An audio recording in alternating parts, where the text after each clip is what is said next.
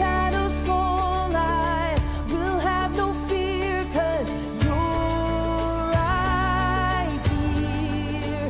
When the night is darkest and I feel weary, I'm not alone, 'cause you are with me. A new day is coming, I see a light, and the sun will rise, and hope is alive. Yeah. No matter what tomorrow brings, I know that you'll be by my side all the time. You'll never leave me.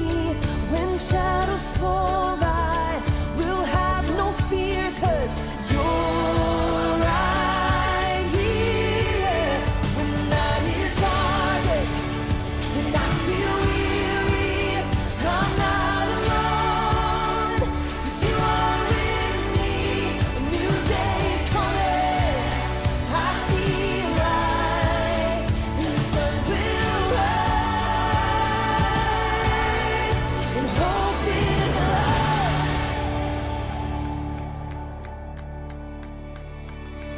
You are a light that makes a way when I am lost. You love with everything you have, no matter the cost. You are my hope, and I will trust you with all my life. You are a light that makes a way when I am lost. You love with everything you have, no matter the cost. You are my hope, and I will trust you with all my life. When the night is darkest and I feel weary, I'm not alone, 'cause you are with me. A new day is coming, I see a light. When the night is darkest and I feel weary, I'm not alone, 'cause you are with me. A new day is coming, I see a light, and the sun will rise, and hope is alive. Yeah, hope is alive.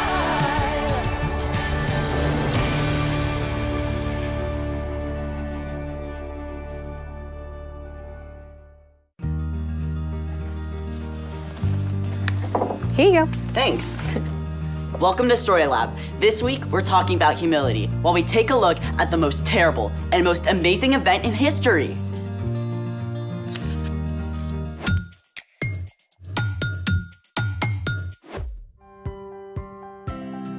Hey, I'm Skylar. And I'm Sebastian. We're talking about humility, which is putting others first by giving up what you think you deserve. And we're also celebrating the most amazing example of humility ever. Easter! How are you celebrating? I practice my crafty skills. Oh, Easter tree, how lovely are your branches. An egg tree. I love it! What are you doing to celebrate? My mom makes these really awesome hot cross buns for Easter breakfast, but they take forever. So I found a super quick recipe for resurrection rolls. Why are they called resurrection rolls? I think we gotta bake some to find out why. Well then, let's bake it. Step 1, open a tube of crescent roll dough. Oh, can I do it? Be my guest. I love this part. Okay, just wait for this. What now? Step 2, take a marshmallow, then dip it in melted butter. Then you're gonna wanna roll it in some cinnamon sugar. I like my sugar with sugar. Step 3, place each marshmallow on the wide end of the dough. Then you're gonna wrap it up tightly.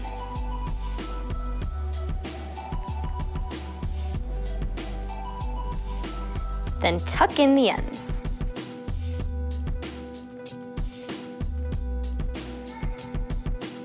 Do we do all of them? Yep, and you can roll them up if you want to.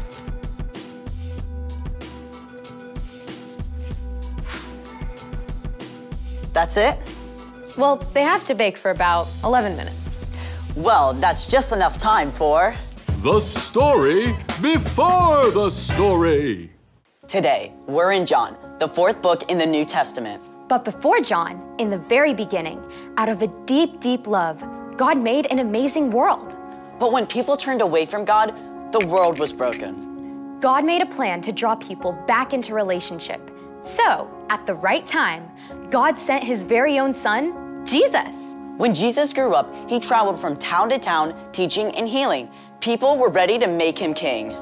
But when Jesus came to Jerusalem for the Passover festival, the religious leaders made plans to get rid of him. At a special Passover meal with his friends, Jesus shared one way people would know his followers, by their love. Which is where our story starts. Take it away. Hey everyone, I'm Chloe. The story we're telling today is epic. It includes the very worst and the very best moments ever. So strap in for the ride. After the Passover meal, Jesus led his friends across a valley to a garden called Gethsemane. While Jesus was praying, a group of religious leaders and soldiers entered the garden. They were led by one of Jesus' closest friends, Judas. Jesus knew why they had come, and he didn't try to run, even though he could have called angels to defend him. Who do you want? Jesus of Nazareth. I am he.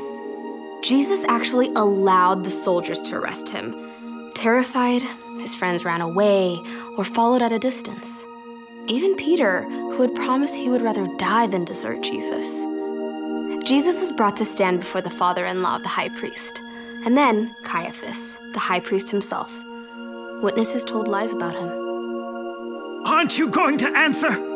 Tell us if you are the Messiah, the Son of God. You have said so. From now on, you will see the Son of Man sitting at the right hand of the Mighty One. Jesus had just claimed to be God's son.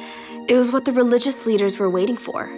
But they couldn't sentence him to die, so they sent him to the Roman governor Pilate. Pilate questioned Jesus and couldn't find that he had done anything wrong, so he brought him out to the crowd. I find no basis for any charge against him.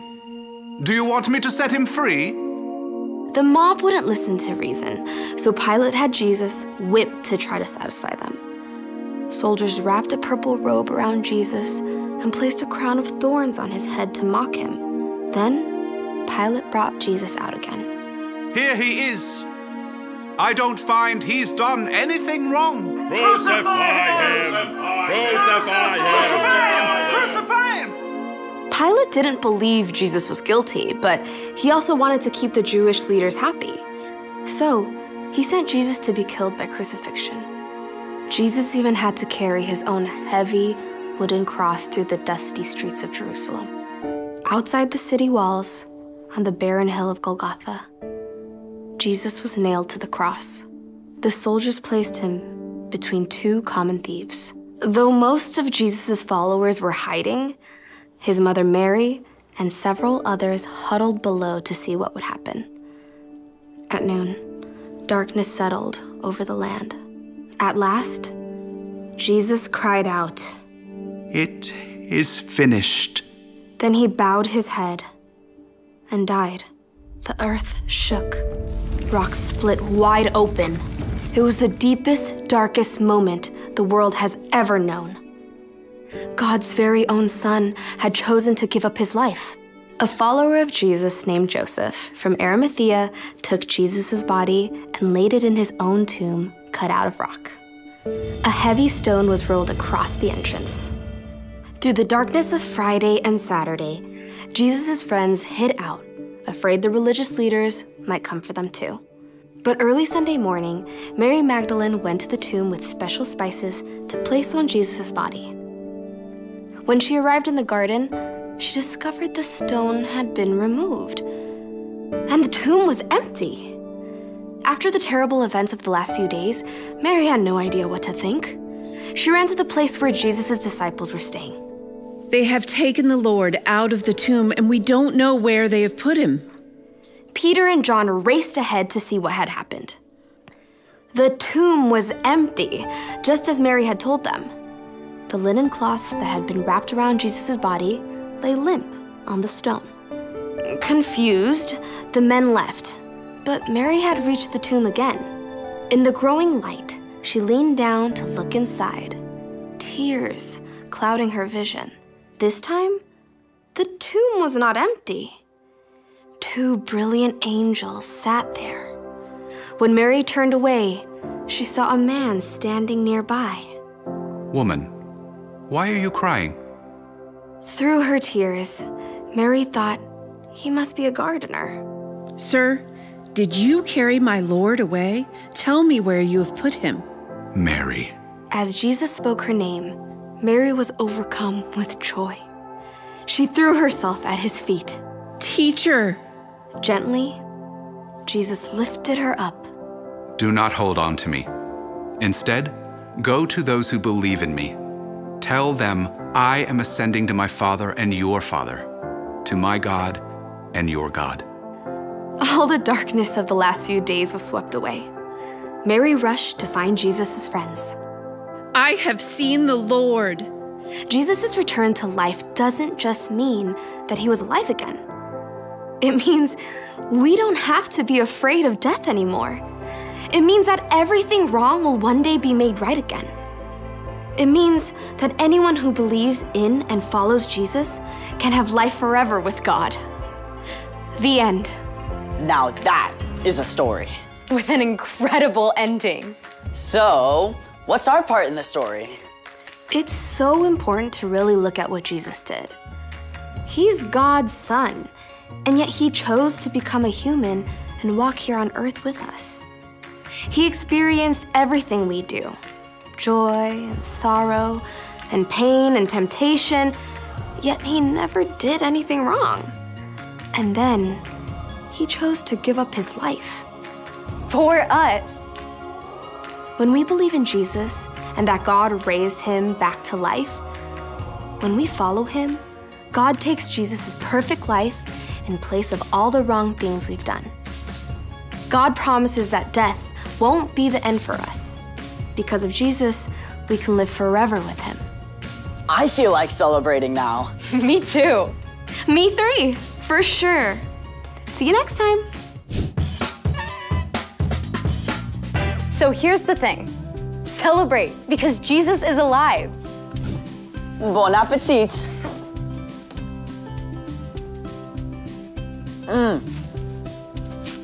Hey, wait a minute. There's nothing in here. Yep, the marshmallow's gone. Oh, like the empty tomb on Easter morning. I knew you'd get there. Thanks for joining us in the Story Lab. See you next time. Oh, really good.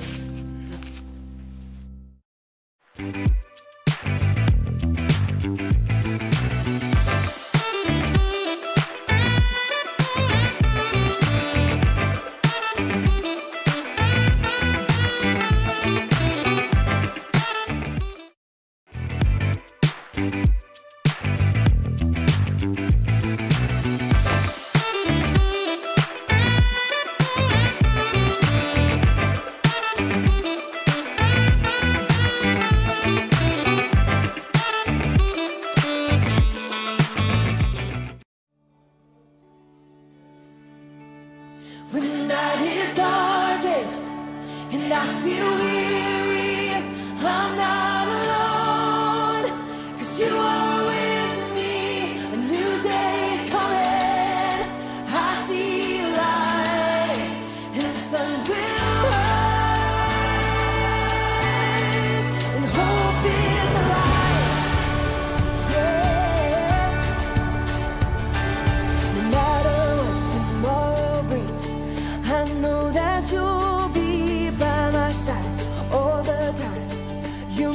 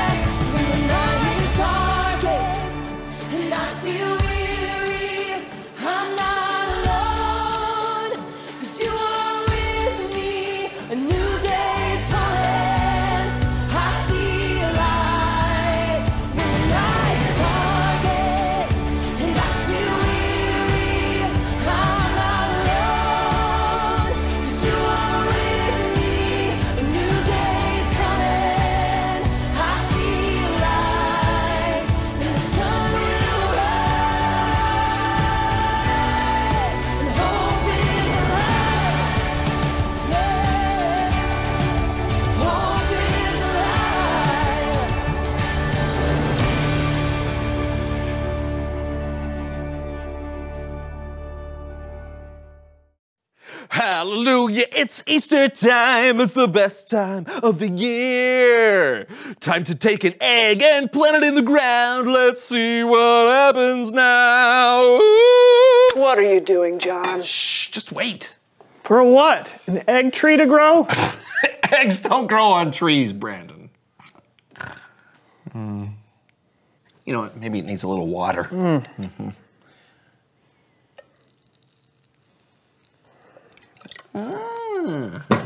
Here we go.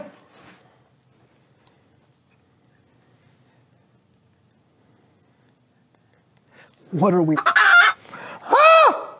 How did that? Happy Easter. You just water it.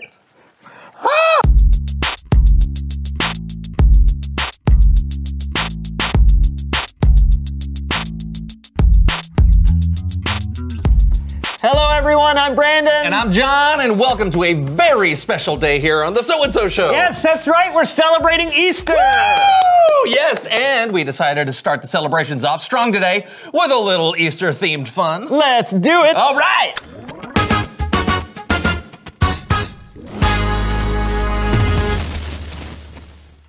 Our first game shall be the traditional, iconic Easter egg hunt. Yeah, but this is no ordinary egg hunt. Inside each egg are instructions that we must follow before being allowed to move on to search for more eggs. Yes. The person to collect the most eggs before the music ends wins. So it's not traditional? Not so much. Okay. All right, let's go. Woo! I found one. Oh, you did? Already? Yeah, here we go, here you. Ooh. Quack like a duck. Quack, quack, quack. Okay, Quack. do 5 jumping jacks while Quack. saying things that go along with Easter. Okay, bunnies, candy, Jesus, springtime, ham. Let's see, I found one right here. Okay, 1, 2, 3. Whoa. Okay, that works. Chocolate bunnies! Chocolate bunnies! Chocolate bunnies! Let's see, balance an egg on your nose. That's easy. Oh, look at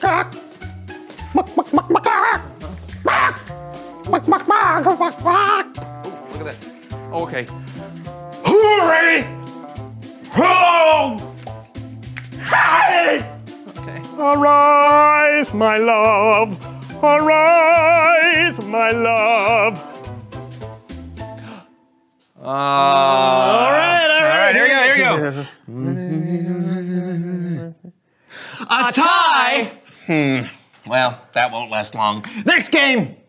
You want to go first? You or go want first. me go first? Okay, stay still. Oh, way off. Yeah, here we go. Got it? You hit the ear though. Hit the ear. All right.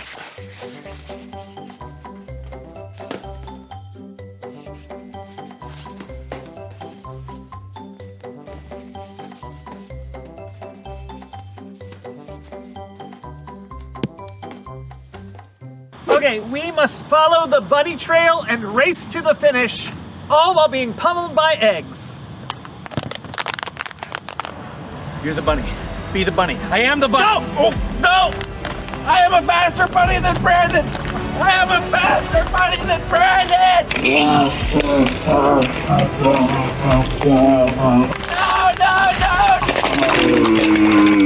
No! Oh! Hey, you ready, Brandon? Oh, I was born ready. Really?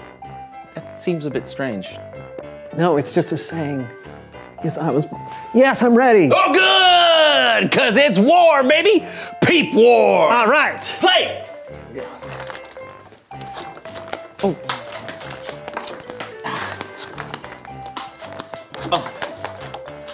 Oh. No.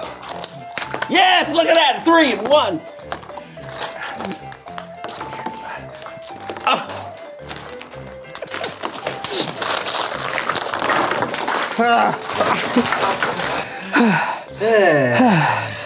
Who won? I don't know. Well, how do we decide? I don't know. You want to have a rematch? No, I'm good. Yeah, me too. It's Bible story time with Kellen!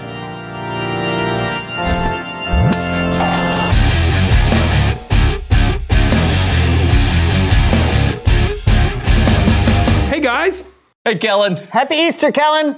Happy Easter, everyone. Are you guys ready to hear the most epic Bible story ever? Absolutely. Yeah, sounds amazing. Take it away. Well, like I've talked about before, Jesus is God's son who came to earth over 2,000 years ago. He traveled all over Israel with his followers, teaching people about God's kingdom and healing people of diseases. He taught people how to be generous, he taught them how to pray, and he taught the most important commandment, which is to love God and to love one another.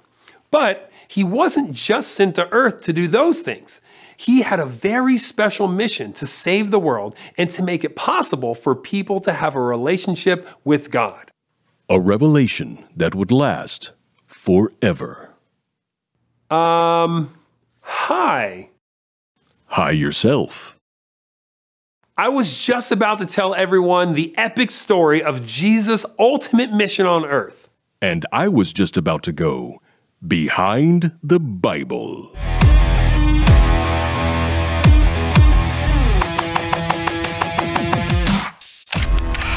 Jesus and his followers traveled all over Israel. His fame was growing, and people began wanting to make him their king. But the religious leaders didn't like this. They felt threatened by Jesus and wanted to get rid of him. So, when Jesus and his disciples traveled to Jerusalem for the Passover festival, the religious leaders hatched their plan. We were in the Garden of Gethsemane, and Jesus had been praying. Me and some other disciples, James and John, we were just exhausted, could barely keep our eyes open. We might have fell asleep a couple of times, but Jesus kept insisting on praying. I honestly didn't understand why we couldn't all just go to bed. We'd done the Passover meal. Why were we staying up so late to pray? But then we heard them. This crowd of people coming with torches and weapons, and there were all these soldiers, and Judas, someone we thought was our friend, was leading them. Jesus asked them, "Who do you want?" And somebody said, "Jesus of Nazareth." So Jesus said, "I am he." And then they all just fell to the ground. He could have escaped, but he didn't. That's important to remember. Jesus was so powerful and in control the whole time. But he chose to let the soldiers arrest him. He knew that this was all a part of God's plan and a part of his mission. And it was a mission he would face alone. When they arrested Jesus, all of my friends, they all just ran away. Me and one other disciple followed him at a distance. I was determined that I would never abandon him like the others. They followed Jesus to the home of the high priest. While Jesus was being questioned, Peter waited in a courtyard outside. When asked if he was a follower of Jesus, Peter denied knowing him. I denied knowing Jesus, my friend, my Lord. 3 times I denied him. Jesus was questioned by the high priest, and he was found guilty even though he'd done nothing wrong. Then Jesus was handed over to the Roman governor for punishment, a man named Pontius Pilate. I wasn't sure what to think of this Jesus of Nazareth. I couldn't find him guilty of any crimes. I told the people I believed he was innocent. But the crowd kept shouting for me to crucify him, to put Jesus to death. And I didn't want to upset the people, so I ordered him to be crucified.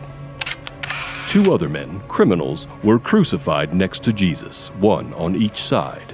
And after a few long hours, Jesus died. Jesus gave up his life. He died on the cross as a payment for the sins of the world. He made a way for us to have a relationship with God again.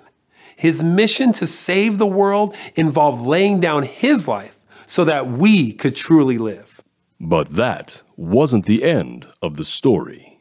No, it wasn't. Carry on.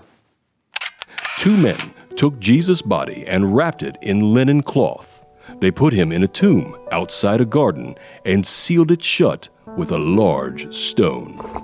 2 days later, one of Jesus' followers, Mary Magdalene, went to the tomb. I got there first thing in the morning, and the stone had been moved away from the entrance. So I told Peter and John, and they raced to the tomb as fast as they could. So I walked into the tomb, and I was shocked. It was empty, except for the cloth Jesus' body was wrapped in. We didn't know what to think. Who would take a body? Peter and John went back to where they were staying, and I went to the tomb. When I went inside, I saw 2 angels dressed in white sitting where Jesus' body had been. They spoke to me. They asked me, "Why are you crying?" And then I turned around and I saw who I thought was the gardener. He asked me who I was looking for, and I said, "Sir, did you carry him away? Where did you put him?" And then he said, "Mary." Then I knew. He wasn't the gardener. He was Jesus. He was alive.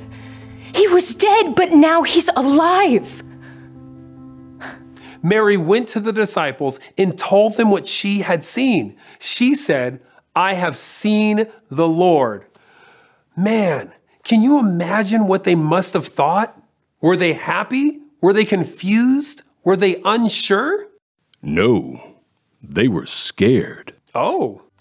The disciples were all together, hidden behind locked doors, afraid that if Jesus could be killed, they might be next. It was hard to believe what Mary told them unless they saw it with their own eyes. They would soon get that chance. We were huddled together when all of a sudden, Jesus just shows up right there in the room with us. He said, "May peace be with you." And I'm like, yes, peace is what we need. He showed us the wounds where he'd been hurt on the cross. It was really him, alive from the dead. Jesus, the Son of God and Savior of the world, gave his life to save us. And on the 3rd day, Jesus rose again. Not even death could stop him. This has been Behind the Bible. When Jesus came back to life, he not only defeated death for himself, he defeated the power of death for everyone. And that's why we celebrate Easter. That was amazing. Hey, you were right, Kellen. That was epic. Seriously, the best Bible story. You know, Jesus was so humble. He could have chosen himself over us and saved himself, but he didn't. Nope. And even though he was God's son, he still chose to lay down his life and serve and love others. Yep. On Easter, we celebrate his love, his sacrifice, and his resurrection. He is alive, and we can have a relationship with him. That is definitely the best reason to celebrate. Oh, and speaking of celebrations, I've got to get going. I have my own celebration plans to get to. Have fun. Thanks, Kellen. Happy Easter, buddy. You too. I'll see you next time. I wonder what his plans are. I don't know. I wonder what everyone's plans are today. Reveal the question. How do you celebrate Easter? Yeah, perhaps you play some springtime games with bunnies and eggs like we did earlier. Or maybe you like to read the story of Easter, or spend time listening to music. Or eating a meal with people you love, loving others the way Jesus taught us to. There's so many ways to celebrate the good news that Jesus is alive. Hey, no matter how you celebrate, we hope you have a very happy Easter. I'm John. And I'm Brandon, and this was the So&So Show. Happy Easter! Woo! So how you feeling today? You feeling pretty good? Are you excited it's Easter? Tweet, tweet. What's your name? Yeah. I'm gonna guess Sal. I think it's Squeaky. I think Squeaky, it's Squeak, okay. Squeak. Oh, Tori. Oh, Tori. I'm gonna catch you, Tori.